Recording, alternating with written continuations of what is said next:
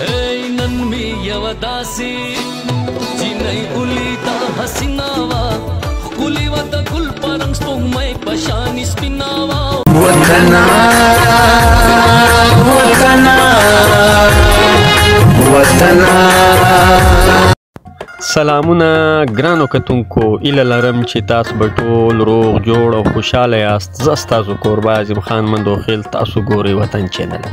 ګرانو کتونکو، د جانان فلم په حواله د کراچۍ د کتونکو دپاره یو ضروري معلومات، یو اهم خبر او له دې سره د پېښور صابرینا سنیمې د اولې شو د جانان فلم رپورټ له تاسو سره شیر کول غواړم. خو تر دې له مخه تاسو ته پکار دی زما چینل شیر کړئ، سبسکرایب یې کړئ، فالو یې ښایسته او ډېر ښه کمنټس باندې ولیکئ. ستاسو د کمنټس په ذریعه به زه پروګرام نورم ښایسته کړم. راځم خپل اصل موضوع ته. اصل موضوع دا دی چې جانان فلم په کراچۍ کې ولې نه ولګېدی. په دې حواله له تاسو سره څه خبرې کول غواړم. ګرانو کتونکو، لکه څنګه چې تاسو ته پته ده چې د جانان فلم کم وخت شوټینګ روان سو، د شوټینګ شروعات لاهور کې شروع سو، نو هغه وخت په سوشل میډیا یو شعر وچلیدلی د فلم چې کوم ډایرکټر صاحب ولې د فلم چې کوم ذمہواره کسان وو له فلم له پښتو فلم انډسټري سره کوم ریلیټډ خلک وو، هغو دا خبر شیر کوي چې دا فلم به د پېښور صابرینا سنیمې دپاره جوړیږي. بیا له دې بعد د فلم 3 ویډیو په سوشل میډیا باندې خورې سوې. اوله ویډیو یو کوچنی غوندې ټیزر وو. په هغه ټیزر کې د جانان فلم په حواله دا لیک سوی وو چې دا فلم به په صابرینا سینما پېښور او د کراچۍ په افشان سینما چلیږي. بیا له دې بعد یو بله ګانا یو کوچنی غوندې ټیزر بل جاری سو. په هغه کې هم دا ذکر وو چې دا فلم به صابرینا سینما او له دې سره به د کراچۍ په افشان سینما باندې چلیږي په 6 اکتوبر باندې. کله چې مین ټریلر د جانان فلم مین ټریلر په سوشل میډیا باندې شیر سو، په هغه ټریلر کې صرف او صرف د صابرینا سینمې ذکر وو، د افشان سینمې کراچۍ یو ذکر هم نه وو.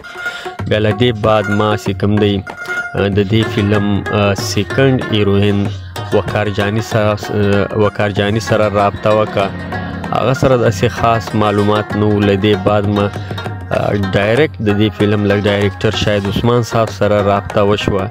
هغه راته وویلې چې دا فلم تر اوسه پورې د کراچۍ له یوې سینمې سره زموږ معاملات تیز سوي نه دي، چې کله زموږ معاملات تیز سي زه به تاسو ته حل درکړم.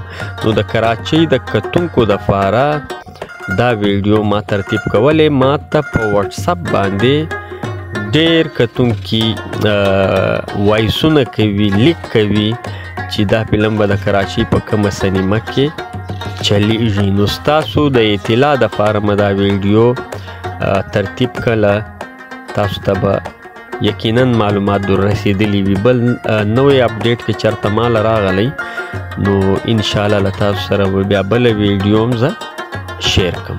راځم خپل دویم موضوع ته.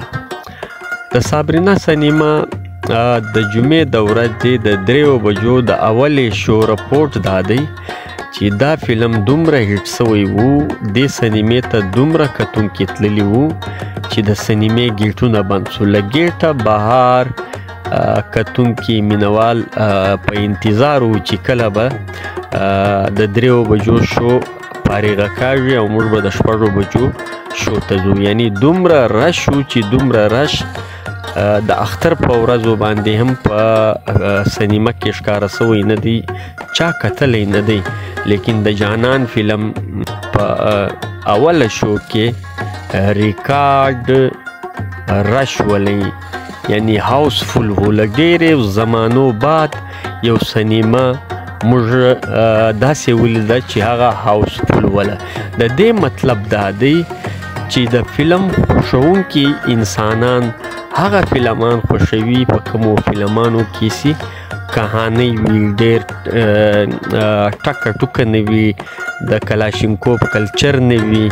یعنی دا و فلم سازانو ته د کتونکو له طرفه دا پیغام دی چې کتونکي دا وایي چې موږ هر هغه فلم خوښوو په کوم فلم کې چې مضبوطه کہانی وي او ډېرې زبردسته ګانې وي.